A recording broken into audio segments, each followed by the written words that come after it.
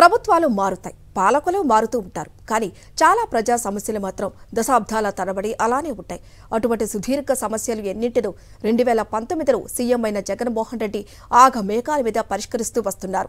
రైతులు, ప్రజలకు సంబంధించిన సమస్యలను ఎమ్మెల్యేలు ఆయన దృష్టికి తీసుకువెళ్లడం ఆలస్యం.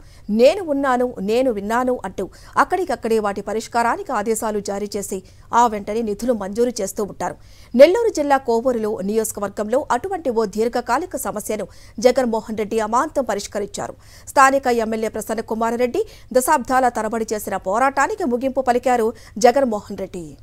నెల్లూరు జిల్లా కోవూరు నియోజకవర్గ ప్రజలు ఎదుర్కొంటున్న సమస్యల్లో ముదివర్తిపాలెం కాజ్వే ప్రధానమైనది.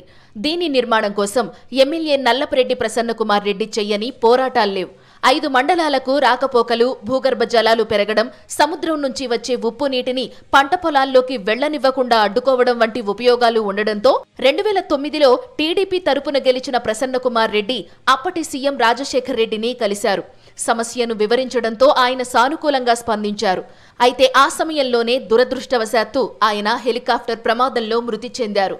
దీంతో ఈ కాజ్వే నిర్మాణంపై నీలినీడలు అలుముకున్నాయి. గత తెలుగుదేశం ప్రభుత్వ హయాంలో కూడా ఈ కాజ్వే నిర్మాణం కోసం కోవూరు ఎమ్మెల్యే ప్రసన్న కుమార్ రెడ్డి ఎన్నో పోరాటాలు చేశారు. కానీ 5 మండలాల ప్రజల చిరకాల కోరికను గత ప్రభుత్వం పక్కన పెట్టేసింది. 2019లో వైఎస్ఆర్ కాంగ్రెస్ పార్టీ అధికారంలోకి రావడంతో ఈ కాజ్వే నిర్మాణంపై రైతులకు ఆశలు రేకెత్తాయి. ఎమ్మెల్యే నల్లపురెడ్డి ప్రసన్న కుమార్ రెడ్డి సీఎం జగన్ని కలిసి కాజ్వే అవసరాన్ని వివరించారు.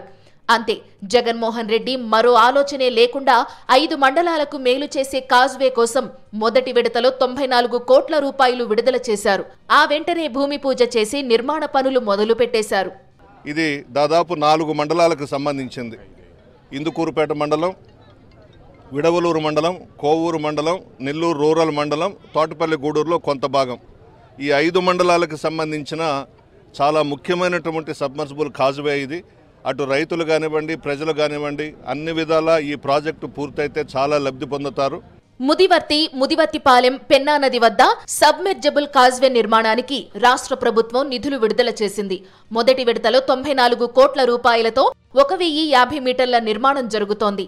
అనంతరం రెండో విడతలో అప్రోచ్ రోడ్లు, ఫ్లడ్ బ్యాంక్ నిర్మాణానికి చర్యలు తీసుకుంటున్నారు. బంగారంటి పొలాలు ఉప్పు నీళ్లు అయిపోవడం వల్ల పంటలన్నీ నిరుపయోగంగా వెళ్ళిపోయినాయి.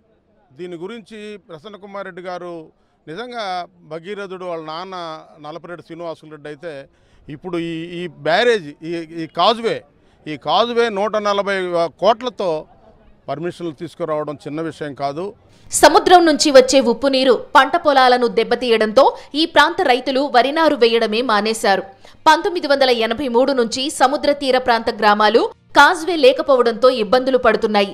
సుమారు 400 ఎకరాలు బీడుగా మారిపోయిందని రైతులు ఆవేదన వ్యక్తం చేస్తున్నారు. ఈ కాజ్వే పూర్తయితే అన్ని గ్రామాలకు తాగునీటి సమస్య తీరడంతో పాటు నియోజకవర్గంలోని పలు మండలాలకు మధ్య దూరం తగ్గుతుందని ప్రజలు చెబుతున్నారు. మేము మా ఊర్లో పొలాలు పండించడం, పొలాలంటే వరి పైర్లు వేయడం కానీ ఇంకేదన్నా అగ్రికల్చర్ రూపంలో చేయడం మా తరం చూడలేదు. 30 సంవత్సరాల ముందు ఎప్పుడో వేసిన గుర్తులు కానీ అప్పటి నుంచి ఎటువంటి పంట సాగు చేయలేదు. మాకు ఈ కాజ్వే వల్ల మా భూముల్లో కూడా బంగారు పండించుకోగలము అన్న ధైర్యం మాలో వచ్చింది. పనులు త్వరితగతిన ప్రారంభించి ఈ కాజ్వేకి డాక్టర్ వైఎస్ఆర్ సబ్మెర్జబుల్ కాజ్వేగా నామకరణం చేయించేందుకు ఎమ్మెల్యే ప్రతిపాదనలు సిద్ధం చేస్తున్నారు.